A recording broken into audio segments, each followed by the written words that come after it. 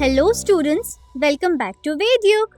In this video, we are going to start second part of history's first chapter, historiography development in the West. तो हमने इसके पहले video में क्या देखा था? हिस्टोरियोग्राफी के बेसिक इन्फॉर्मेशंस, उसके परंपराएं, मॉडर्न हिस्टोरियोग्राफी और उसकी डेवलपमेंट और उसका साइंटिफिक पर्सपेक्टिव कहा यूरोप और जर्मनी में। अब हम इस वीडियो में पढ़ेंगे कुछ स्कॉलर्स के बारे में, एनएस स्कूल के बारे में और फेमिनिस्ट हिस्टोरियोग्राफी के बारे में। अब हम स्टार्ट करते हैं अपने पहले टॉपिक से, जो कि है कुछ नोटेबल स्कॉलर्स जिन्होंने अपनी थियरीज और थीसिस दे के हिस्ट्री को जस्टिफाई करने की कोशिश की। तो कंट्रीब्यूशंस थे, जो कुछ कंट्रीब्यूशंस थे कुछ स्कॉलर्स के, वो काफ़ी ज़्यादा इम्पॉर्टेंट थे डेवलपमेंट में हिस्ट्री और हिस्टोरिकल रिसर्चेस के, जो कि है हिस्टोरियोग्राफी। तो सबसे पहले जो स्कॉलर है वो है रेने डेकार्ट, जिनका जन्म हुआ था 1596 में और जिनकी डेथ हुई थी 1650 में। ये जो थे ये काफ़ी इम्पॉर्टेंट थे स्कॉलर्स के बीच में, जिन्होंने क्या इंसिस्ट किया था कि वेरीफाइंग और रिलायबिलिटी, जो वेरिफिकेशन और रिलायबिलिटी है हिस्टोरिकल डॉक्यूमेंट्स की, उसको क्रिटिकली एग्जामिन करके वो काफ़ी ज़्यादा इम्पॉर्टेंट है। उनका यही मानना था कि हम तब तक किसी भी इवेंट को जस्टिफाई नहीं कर सकते जब तक हमारे पास उसके प्रॉपर एग्जामिन्ड और एकदम क्रिटिकल रिलायबिलिटी के साथ डॉक्यूमेंट्स रेडी नहीं हैं।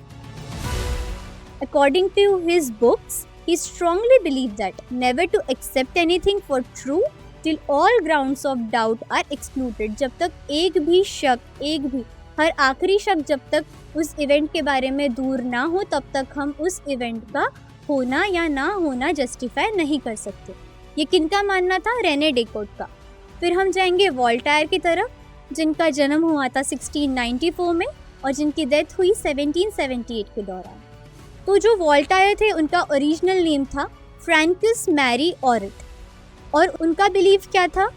That along with the objective of truth and chronology of historical events, considering social traditions, इनका बिलीव सबसे ज़्यादा किस चीज़ पे था? सोशल ट्रेडिशंस पे, वहाँ उस टाइम पे हो रहे trade, economy, agriculture, which gave rise to the thought of understanding all aspects of human life is important for history writing, जिनका कहना था कि ह्यूमन लाइफ के हर एस्पेक्ट में जो होने वाली छोटी छोटी चीज़ें हैं उस पर भी फोकस करना काफ़ी ज़्यादा इम्पॉर्टेंट है हिस्टोरिकल राइटिंग्स में।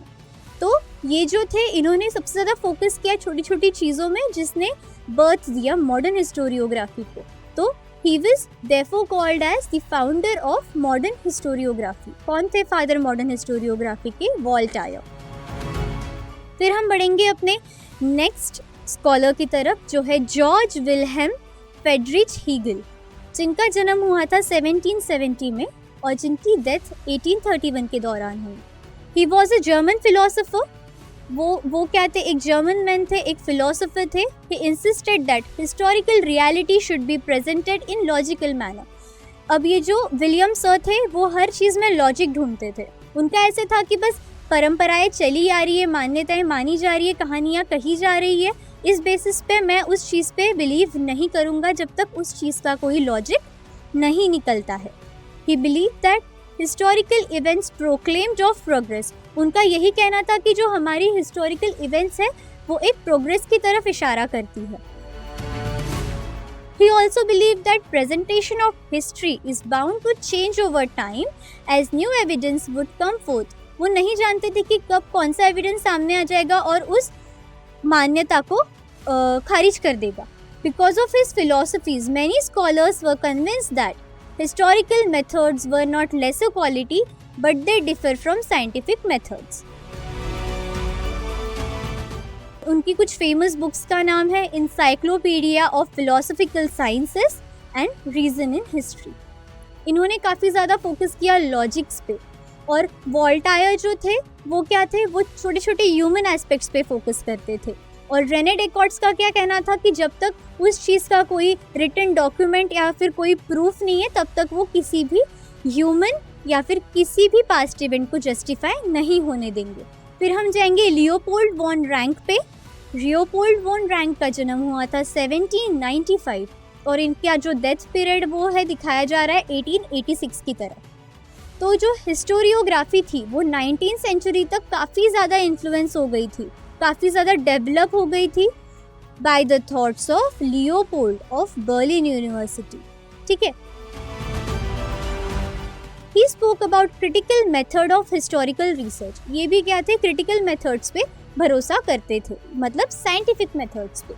ही believed on information gathered from original document. इनका जो था थोड़ा थोड़ा साथ किसकी तरफ जाता था, रेने डेस्कार्ट्स की तरफ। इनकी जो मान्यताएं थी, इनकी जो बिलीफ थे, ये थोड़े बहुत डेकार्ट की तरफ जाते थे।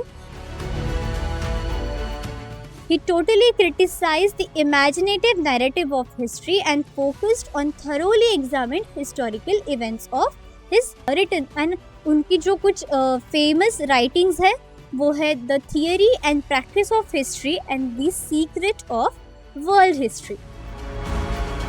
अब हम बढ़ेंगे कार्ल मार्क्स की तरफ। अब जो कार्ल मार्क्स है, इनका हर फील्ड में कंट्रीब्यूशन काफ़ी ज़्यादा है। इवन इन्होंने साइकोलॉजी में काफ़ी ज़्यादा थियरीज दी है, हमारे साइंस में दी है, हिस्ट्री में दी है, मैथ्स में दी है, हर जगह कार्ल मार्क्स का कंट्रीब्यूशन काफ़ी ज़्यादा है।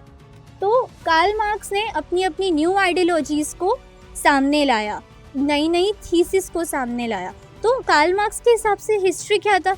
It was not only about abstract ideas, it was about living people, human relationships, उनके फंडामेंटल नीड्स, उनकी ओनरशिप्स, मतलब उनका प्रोडक्शन का मेथड, एवरीथिंग, उनकी छोटी से छोटी नीड, मतलब history. The accessibility of this means of different strata of the society may not be equal. This causes to inequality and division of societies into classes, leading to class struggle.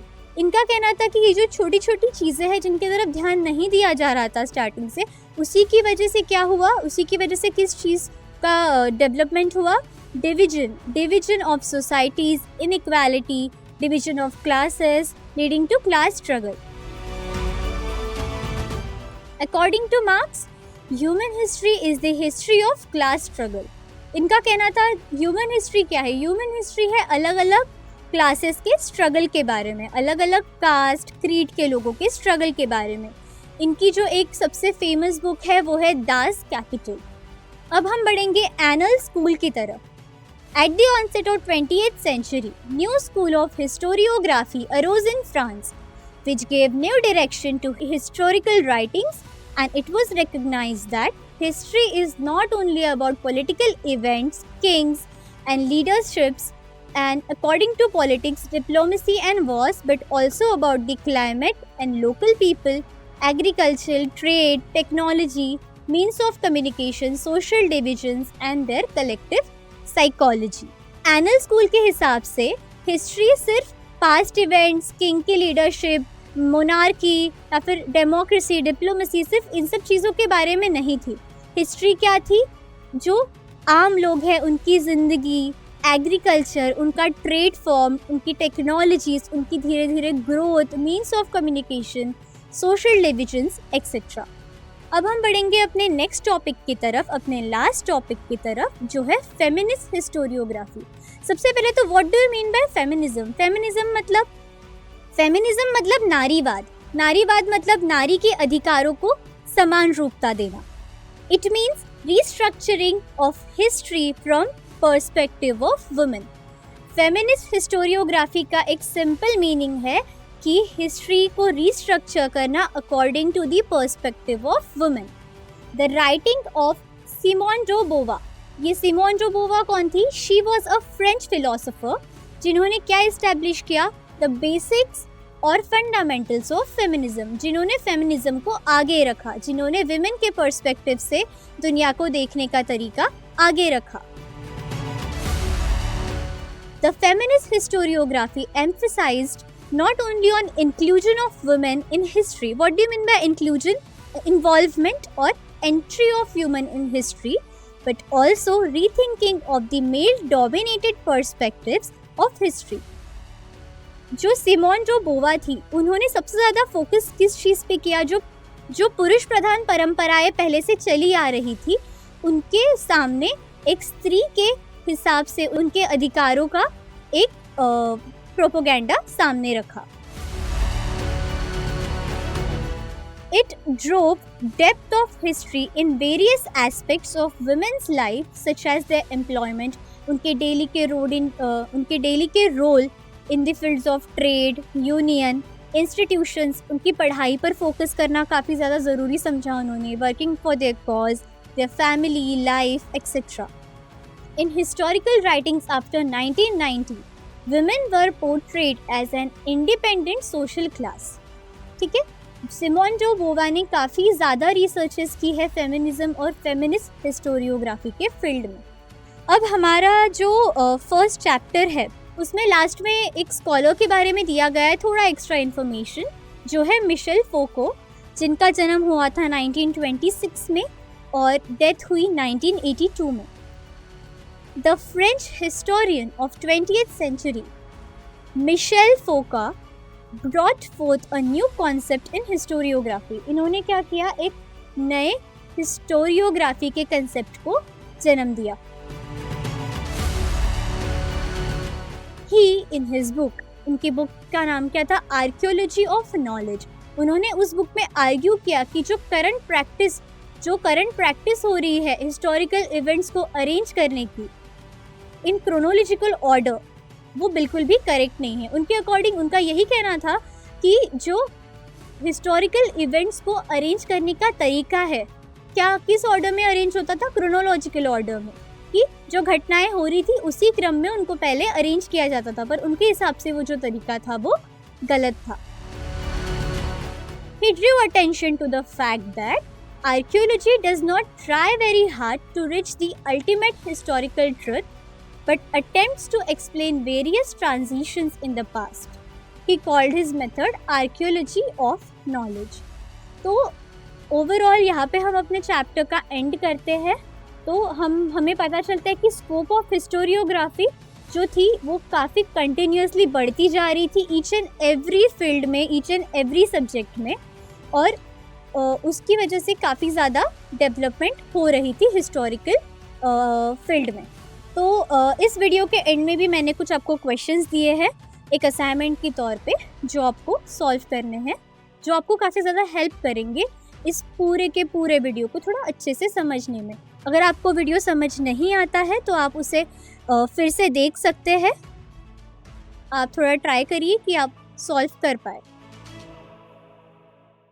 तो इसी के साथ हम अपना video and करते हैं। हम मिलेंगे नेक्स्ट वीडियो में। Happy learning.